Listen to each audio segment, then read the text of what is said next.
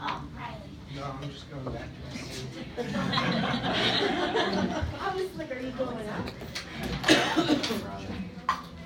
Which I would have been fine. So I have a few pieces tonight. One of them is a small, very short story, and 4 of them are poems.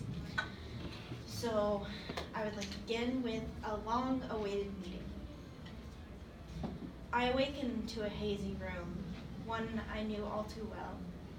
The walls had peeling paint, and the curtains on the windows kept the light from bathing the room. Dust covered the various surfaces of the furniture lying about. It had been a while since I'd woken up in that room. I sat up on the bed I was laying on, just as comfy as I remembered. With a quiet grace, an orange cat jumped her way upon the bed. I smiled as she came toward me, lifting my hand up invitingly. It's been so long since I've seen you, I said as she moved her head against my palm. She began to purr so soft as I brushed her fur with my fingers. I suppose this is a special occasion. I laughed, feeling nothing but contentment. Between the curtains, a stream of light peeked out. You think they'll miss me? I said to her, letting her get comfy on my lap. A pang of regret thumbed through me, so sudden I stopped petting her. She made a noise of discontentment, and I whispered, I didn't get to say goodbye.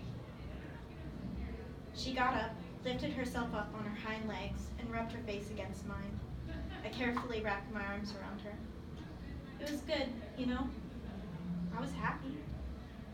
Maybe you were worried after you left, but it was good. I wouldn't change it.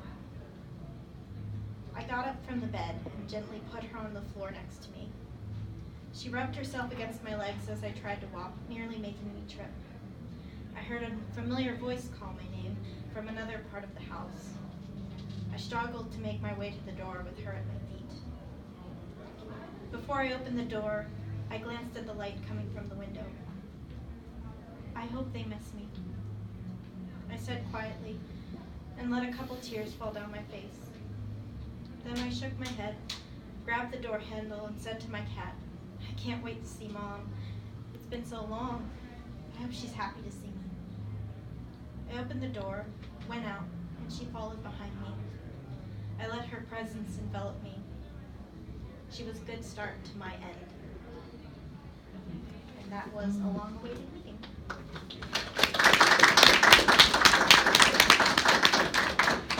Next is a poem that I entitled A Happy Poem. To write a happy poem, one must banish the sorrows one has faced while simultaneously conjuring up memories of blessings. I've traversed down a narrow, winding, bumpy path for which I've written for all to experience. But what of the passing flowers along the way? The sun and the moonlight peeking between the trees to keep me company as I travel? What about the peaceful breaks from my trek where the wind was steady and nature treated me with its beauty? A long, tiring journey it has been, but peaks of humanity and hope kept me moving. I still have a long ways to go, but my determination will always light my fire. A happy poem, you see, is sometimes the result of a less happier one, because sadness will always go hand in hand with happiness. A road as treacherous as can be will always bring about bits of relief.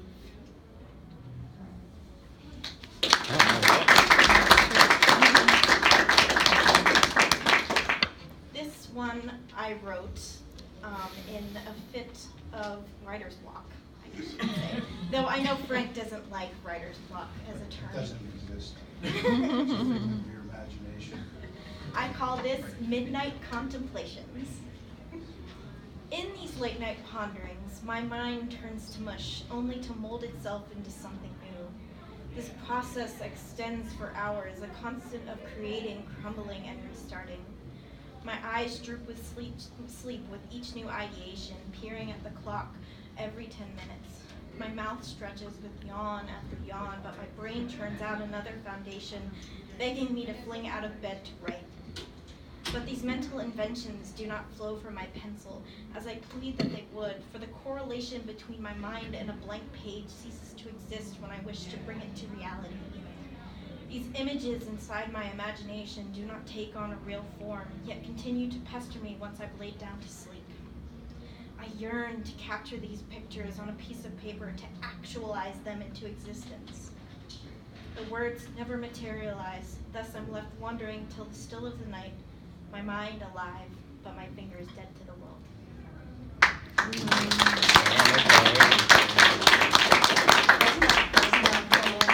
You know, bolster your point though? Because even in your frustration of writer's block, you wrote a poem. I rest my case. You found inspiration in the fact that you had no inspiration. All right, you're gonna pass the class. This one is inspired by poetry class yesterday. I remember saying a specific phrase and somebody else saying that it would make a great title for a poem. So this is the poem, The Letters from a Dead Poet. Okay, I'm gonna film this one. She speaks from lips that no longer move, the tellings of the dead. We tear apart her words bit by bit, shuffling around the mystery revolving them. We ask questions into the thin air, awaiting answers that can no longer be said. These are the letters from a dead poet, alive in words, but in forever rest from reality. The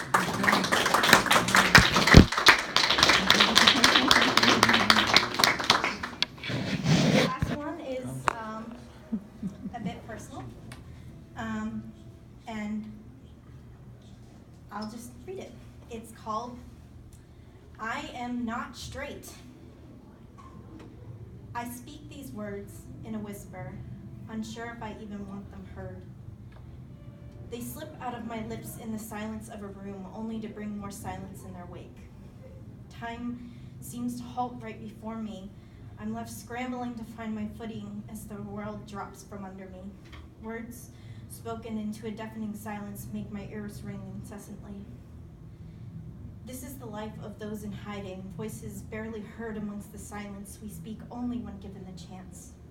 We choose our words with care, bracing for an inevitable impact. We know not what will precede them.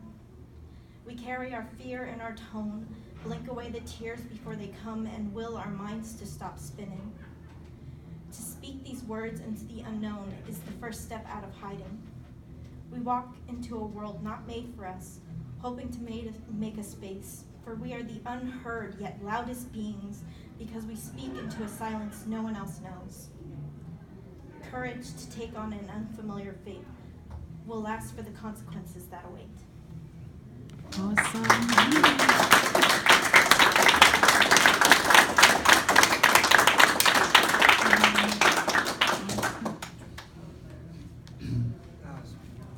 It was beautiful.